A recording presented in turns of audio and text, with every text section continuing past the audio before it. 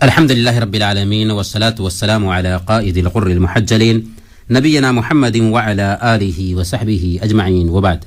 محترم سامعین، دینیوں ملی بھائیوں اور بہنوں، السلام علیکم ورحمۃ اللہ وبرکاتہ۔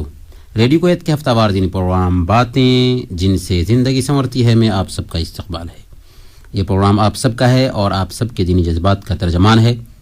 اس پروگرام کے ذریعہ ہم وہ باتیں سنتے ہیں جن سے زندگی بنتی، سنورتی اور سدھرتی ہے۔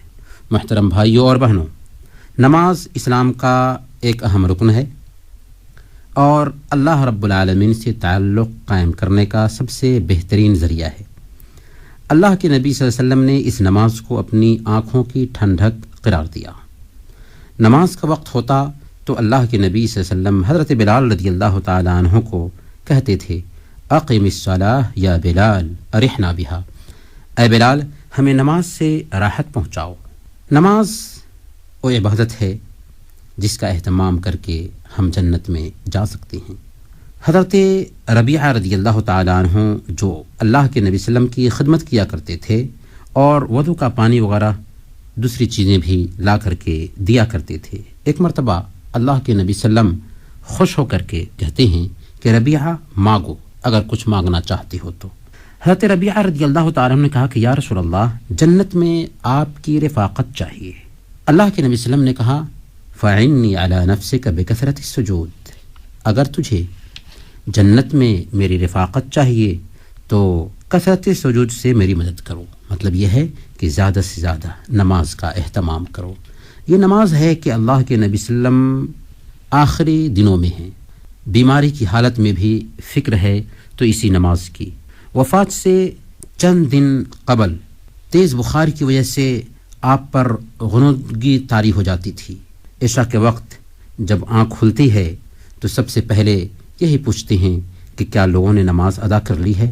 کہا گیا کہ نہیں، آپ ہی کا انتظار ہے۔ اللہ کے نبی صلی اللہ علیہ وسلم اٹھتے ہیں تو اس وقت بھی غشی طاری ہو جاتی ہے۔ تھوڑی دیر کے بعد جب آنکھ کھلتی ہے تو وہی کہتے ہیں کہ کیا لوگوں نے نماز ادا کر لی ہے؟ کہا گیا کہ آپ ہی کا انتظار ہے۔ اللہ کے نبی صلی اللہ علیہ وسلم پھر جب اٹھنا چاہتے ہیں تو بے ہوشی طاری ہو جاتی ہے۔ جب آنکھ کھلتی ہے تو وہی الفاظ دہراتے ہیں کہ آپ کا ہی انتظار ہے۔ تیسری مرتبہ اٹھنے کی کوشش کی تو آپ پر غشی طاری ہو گئی، بے ہوشی طاری ہو گئی، تو اللہ کے نبی صلی اللہ علیہ وسلم نے بیان فرمایا افاقہ ہونے کے بعد ابو بکر نماز لوگوں کو پڑھا دو۔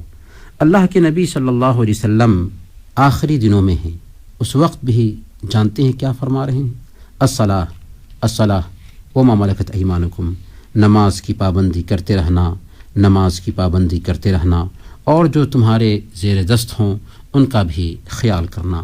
نماز یہ معراج کا تحفہ ہے۔ 5 وقت کی نمازیں معراج کی رات فرض کی گئیں۔ یہ تو اصل میں ہیں تو 5 وقت کی، لیکن ثواب کے اعتبار سے 50 وقت کی نمازیں ہیں۔ چنانچہ مسند احمد اور نسائی اور ترمذی کی روایت کے مطابق اللہ کے نبی صلی اللہ علیہ وسلم نے فرمایا تھا انہ لا یبدل القول لدی وان لک بہذہ الخمس 50، میرے پاس بات بدلی نہیں جاتی۔ 5 نماز تو ہم فرض کر رہے ہیں، لیکن 5 کے بدلے تمہیں ثواب 50 نمازوں کا ملے گا۔ اور ہجرت سے پہلے یہ اصل میں 2 رکعت کر کے نمازیں فرض ہوئی تھیں، لیکن ہجرت کے بعد اللہ رب العالمین نے 4 رکعت کی نمازیں کر دیں کچھ نمازوں کو، اور 2 رکعت کی نمازیں سفر کی حالت میں باقی رکھیں، جیسا کہ صحیح بخاری میں حضرت عائشہ صدیقہ رضی اللہ تعالی عنہا سے ثابت ہے۔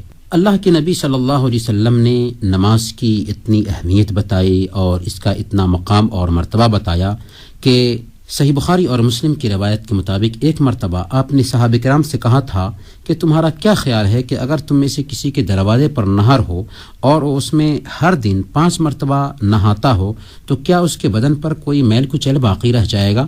صحابہ نے کہا کہ نہیں ہے اللہ کے نبی صلی اللہ علیہ وسلم، کوئی بھی میل کچیل باقی نہیں رہے گا۔ آپ نے فرمایا فذلک مثل الصلوات الخمس یمحو اللہ بہن الخطایا، کہ یہی 5 نمازوں کی مثال ہے کہ اللہ تعالی ان کے ذریعہ گناہوں کو بالکل مٹا دیتا ہے۔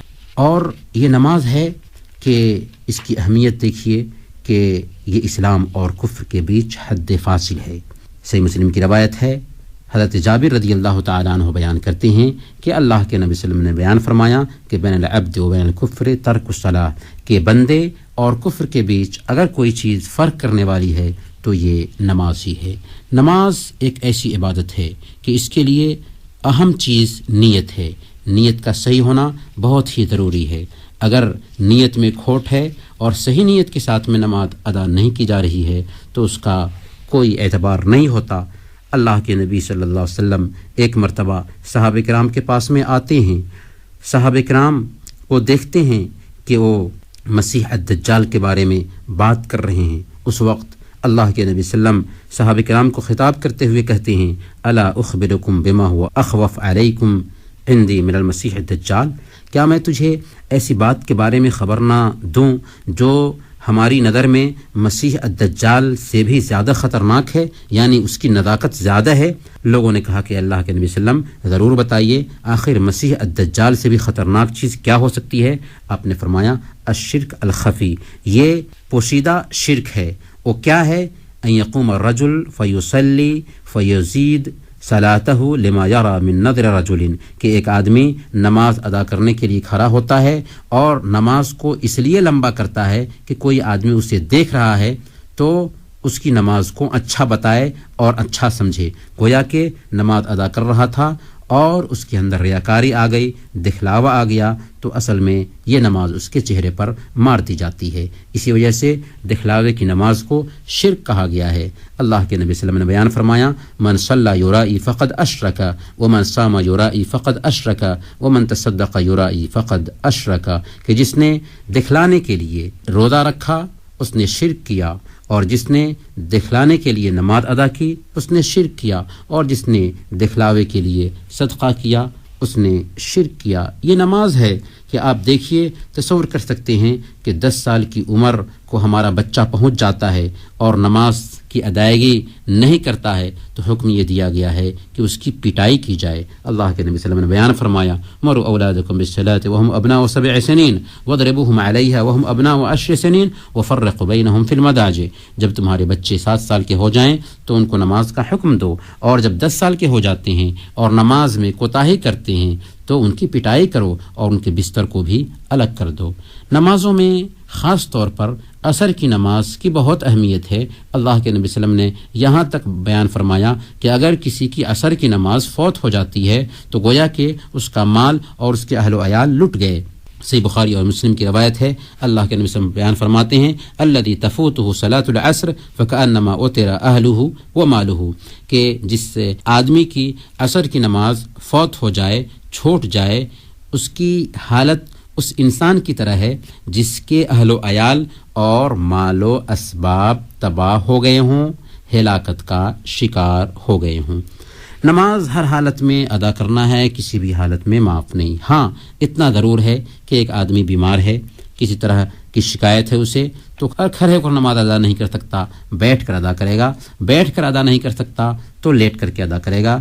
حضرت عمران بن حسین رضی اللہ تعالیٰ عنہ اللہ کے نبی صلی اللہ علیہ وسلم کے پاس میں آتے ہیں، ان کو بواسیر کی بیماری تھی، شکایت کی اللہ کے نبی صلی اللہ علیہ وسلم سے کہ اللہ کے نبی صلی اللہ علیہ وسلم مجھے بواسیر کی بیماری ہے، نماز کے حوالے سے ہمارا کیا حکم ہوگا؟ تو آپ نے فرمایا تھا صلی قائما، کھڑے ہو کر کے نماز ادا کرو، فإن لم تستطع فقاعدا، اگر کھڑے ہو کر کے نماز ادا نہیں کر سکتے تو بیٹھ کر کے نماز ادا کرو، فإن لم تستطع فعلى جنبك، اگر بیٹھ کر کے بھی نماز ادا نہیں کر سکتے تو کوئی حرج کی بات نہیں، پہلو کے بل نماز ادا کر لو۔ یہاں تک کہ ایک آدمی اگر پہلو کے بل بھی نماز ادا نہیں کر سکتا ہے اور سویا ہوا ہے، حرکت نہیں کر سکتا ہے، اس حالت میں بھی نماز معاف نہیں ہے، آنکھ کے اشارے سے بھی نماز کی ادائیگی ہوگی، یعنی جب تک کہ جان میں جان ہے تب تک کہ نماز معاف نہیں۔ آپ تصور کیجئے، اللہ کے نبی صلی اللہ علیہ وسلم صحیح بخاری کی روایت کے مطابق خواب دیکھتے ہیں تو نماز سے لاپرواہی برتنے والوں کو کس حالت میں پاتے ہیں؟ اس خواب میں اللہ کے نبی صلی اللہ علیہ وسلم دیکھتے ہیں کہ ایسا شخص ہے جو قرآن کریم کو یاد کر کے بھلا دیتا ہے اور فرض نماز سے سویا رہتا ہے، اس کے بارے میں اس کا انجام دیکھتے ہیں کہ اس کا سر پتھر سے کچلا جا رہا ہے۔ اس لیے ہمیں چاہیے کہ نمازوں کی حفاظت کریں، نمازوں کی پابندی کریں، اس میں سستی نہ ہونے دیں۔ اللہ تعالی ہم سب کو اسی توفیق عطا فرمائے۔ محترم سامعین، ہم آپ کی کال بھی لیں گے لیکن ایک چھوٹے سے وقفہ کے بعد۔